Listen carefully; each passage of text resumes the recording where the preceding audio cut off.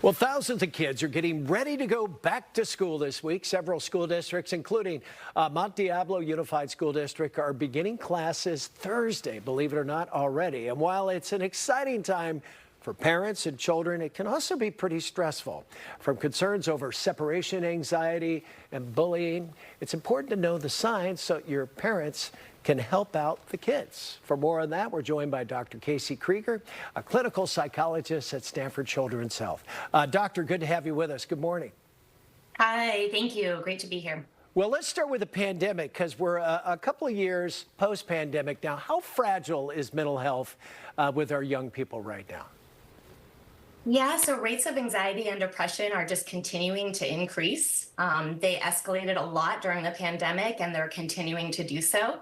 So it is a concern. We are in the middle of a youth mental health crisis, but all children experience some degree of stress and anxiety when returning to school. All right, as an eighth grader, you jump to high school. The seniors look like grown men to you when you're 14 and going into high school. I got a nephew that's just about to do that. How do you make that transition a little bit easier and a little more stress-free? Because it's a little overwhelming, I bet.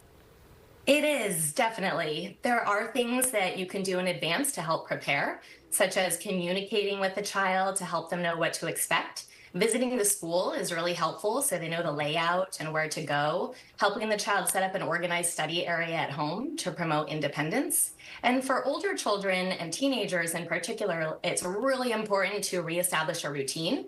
So ideally about a week before school starts, start working on bedtimes, wake-up times, and meal times that align with the school schedule. Yeah, great advice. School's one thing, but how about the social pressures of school, especially maybe for the older kids? How can you ease that anxiety as a parent and knowing what to look out for?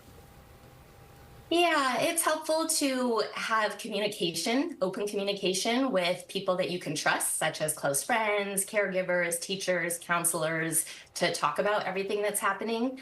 Cyberbullying is really difficult, so having someone you can talk to about it to help you manage it and navigate it. And then if it does become a significant concern and is impacting your functioning, then talking to higher administration so that things can be changed. Are there some warning signs out there that kids may display that might be quiet?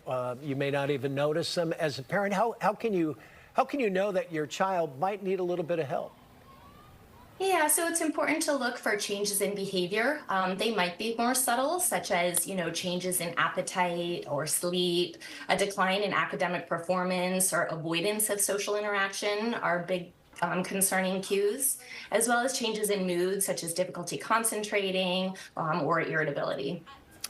During the summer, you're free and you get to play. How about the stress of homework? Suddenly you've got these deadlines, you're trying to get ahead, you're trying to get good grades.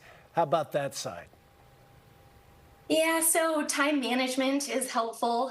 That's where, parents can try to model that and teach that, establishing those routines so it's not left until the last minute.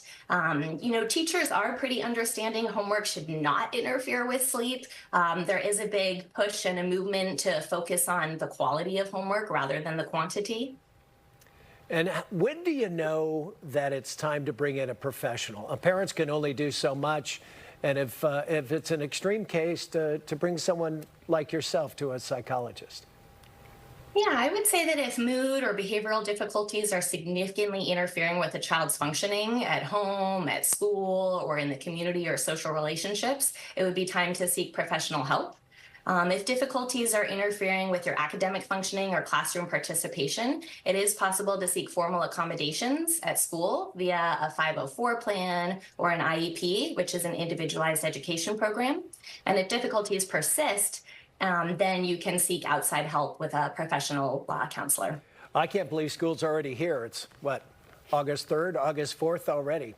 Dr. Krieger, thank you so much, and some great advice for parents and kids alike as they go back to school. Thank you for your time. Thank you.